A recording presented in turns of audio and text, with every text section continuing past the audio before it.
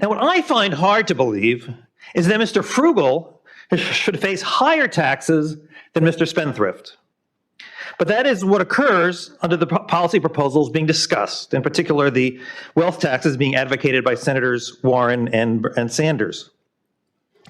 Now, I'm skeptical that these taxes can be implemented successfully, but I'm not going to actually talk about that today, given the limited time. But let's suppose they are implemented successfully.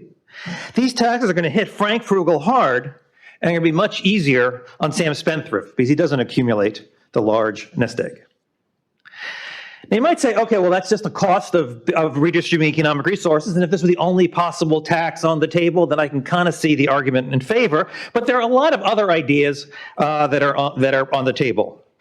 And I think in particular, there are ways to redistribute economic resources in ways that do not penalize frugality.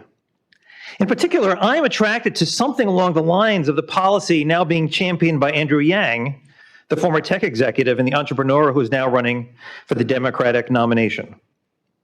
Mr. Yang proposes enacting a value-added tax and using the revenue to provide every American with a universal basic income of $1,000 a month, which he calls a freedom dividend. It's pretty easy to see how this idea would work. Value-added taxes are essentially sales taxes. They're used in a lot of European nations, and they've proven remarkably efficient ways to raise revenue. And because the dividend is universal, it would be simple to administer. Now, of course, the idea of a universal basic income is not new, but it is certainly bold compared to the system we have in place now.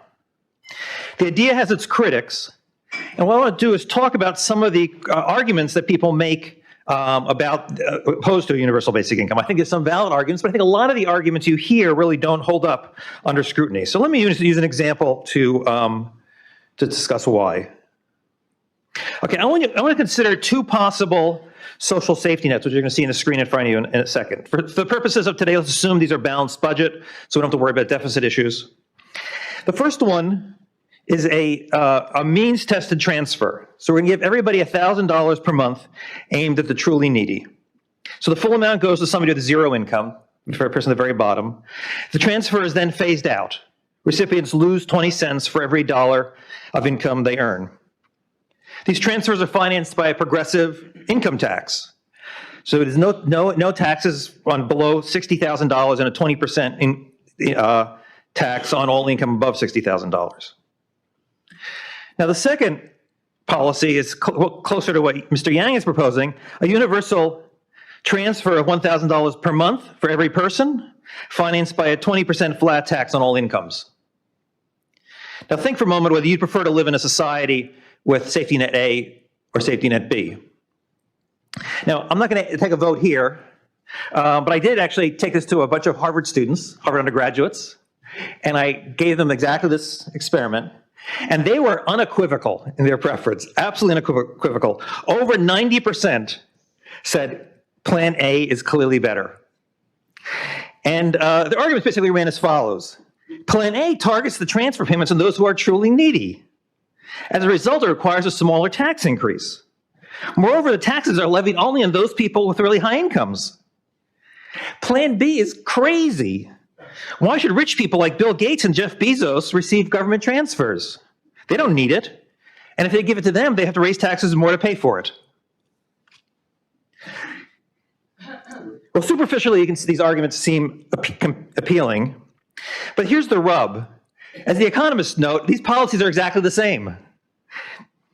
Look at the net payment, that is taxes less transfers. Everyone gets exactly the same under these two plans. A person with zero income gets $12,000 per year in both cases.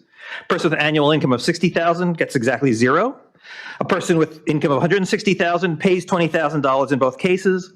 And everyone faces the same set of incentives, a 20% effective marginal tax rate for every dollar of income.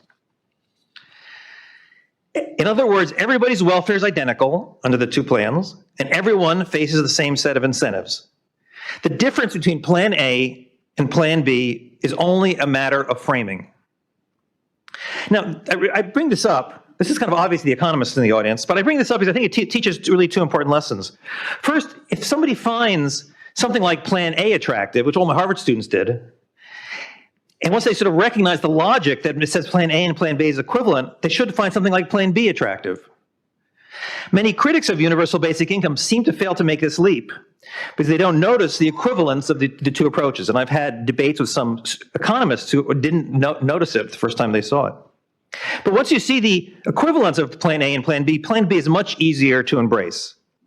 And I think it looks even better when you realize that universal benefits and flat taxes may be easier to administer than means-tested benefits and progressive taxes. The second lesson from this example is how misleading it is to focus on taxes and transfers separately. Now, it is fully accurate in comparing plan A and plan B to say that plan A has lower taxes, plan A has more progressive taxes, and plan A has more progressive transfers. That's all true. But so what? Those facts don't stop it from being precisely equivalent to plan B. The equivalence of these two plans is clear only when you consider taxes and transfers together. Now, I stress this fact because it's all too common to see academic papers and media articles describe the distribution of taxes without considering the distribution of the transfers they finance. In fact, Emmanuel did that with us just a few minutes ago. From my perspective, such presentations of the data are incomplete to the point of being deceptive. With that kind of incomplete reporting, you would conclude that that a society using plan A is a more progressive society than a society using plan B. But that is obviously not the case because the policies are functionally the same. Finally, I should note that the safety net described in either of these plans, which I view as equivalent and therefore the difference not being important, the plan is really just a version of the negative income tax. Milton Friedman first proposed it in a book. I don't know if he probably wasn't the first, but I first read it in Milton Friedman's book, Capitalism and Freedom, back in 1962 was when he wrote it. I remember reading this as a student 40 years ago and thinking it was a pretty good idea. And it turns out I was not alone in that judgment. A few years after that there was an open letter in 1968 signed by more than 1,000 economists endorsing a negative income tax plans along these lines. They didn't have particular numbers involved, but it was on the general principle of a negative income tax. And it was signed by such luminaries as James Tobin, Paul Samuelson, Peter Diamond, Martin Feldstein. Now, of course, they weren't all luminaries at the time, in 1968, but they became luminaries. So what Andrew Yang is proposing is basically a version of what these 1,000 economists endorsed back in 1968. There's a little difference. I think the 68 economists were talking about a tax on income. Andrew Yang is focused on consumption, the value-added tax. From my perspective, that's actually better because it doesn't distort the intertemporal incentive to save and invest.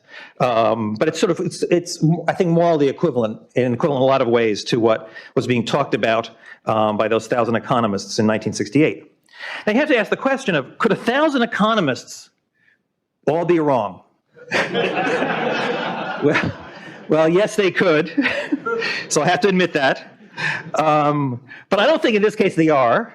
My own view is that universal income financed by an efficient tax, something like a value-added tax, might well be something worth considering. And indeed, I'm one of the signatories, as is Larry Summers, of a plan to do something similar in a much smaller way, but financing with a carbon tax. We're part of a group called the Climate Leadership Council that's proposing a carbon tax and rebating the revenue from the carbon tax lump sum to all households, and that's in a very small way, a little bit like the universal basic income.